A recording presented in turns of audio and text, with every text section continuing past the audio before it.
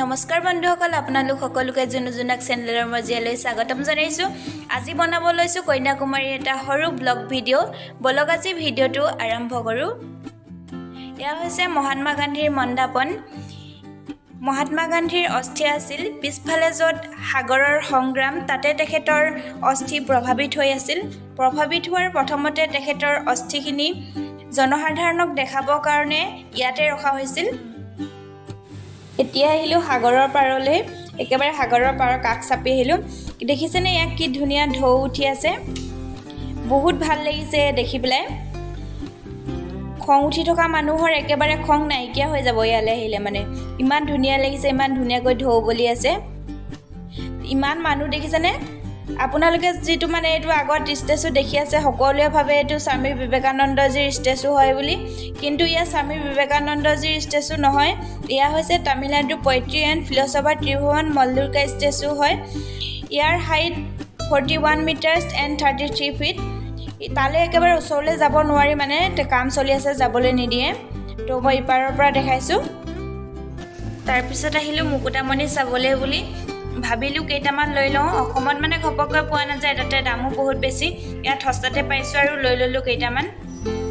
দোকানলৈ বুলি আহিলোঁ, দোকানত দেখিছোঁ বিভিন্ন কালাৰ দি পেলাই পাথৰবিলাক ৰাখিছে আৰু এইবিলাক কৰি আছে ইয়াত। তাৰপিছত আহিলোঁ শংখ চাবলৈ বুলি।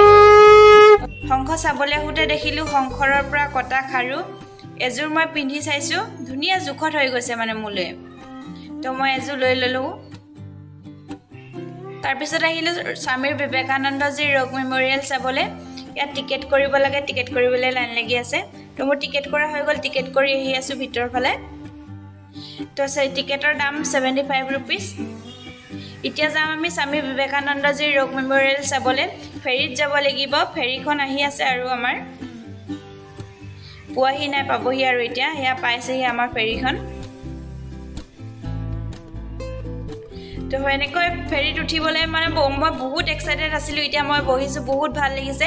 আৰু সাগৰৰ বুকুত মানে এনেকৈ মই প্ৰথমবাৰ যাত্ৰা কৰিম।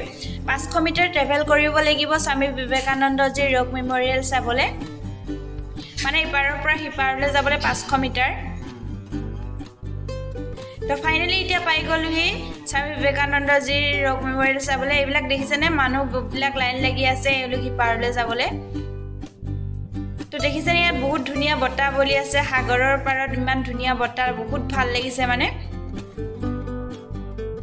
আহি থাকোঁতে দেখিলোঁ ইয়াত মাছবিলাক ধুনীয়াকৈ খেলি আছে, পোহা হয় এইবিলাক মাছ।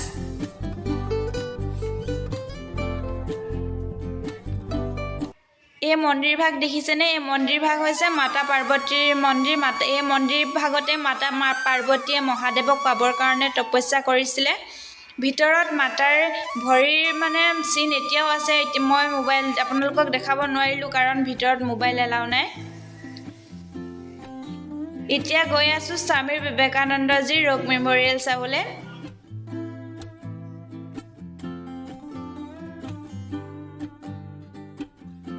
তো ফাইনেলি এতিয়া ভিতৰ পাই গ'লোহি।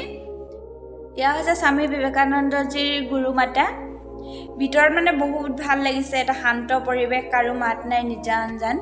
এয়া হৈছে স্বামী বিবেকানন্দজীৰ ৰোগ মেমৰিয়েল। ইয়াৰ হাইট 8.5 ফিট হয়। এই জেগাডোখৰলৈ আহি মানে বহুত ভাল লাগিলে, বহুত চাবলগীয়া বস্তু আছে আৰু বহুত ভাল লগা জেগা হয়। আপোনালোকো আহিব এবাৰ, চাই যাবহি।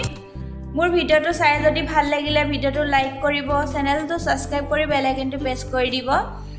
আই হোপ আপোনালোকে মোৰ ভিডিঅ'টো চাই ভাল পালে। তো মোক আপোনালোকৰ এটা লাইক আৰু কমেণ্টে মোক ভিডিঅ' বনাবলৈ সাহস দিব। আপোনালোকে মোৰ ভিডিঅ'টো লাইক কৰিব, চেনেলটো ছাবস্ক্ৰাইব কৰিব আৰু অলপ আগবাঢ়ি যাবলৈ সাহস দিব। তো আমাৰ সিপাৰলৈ যাবলৈ ফেৰী আহি আছে, সময়ো হৈ গৈছে।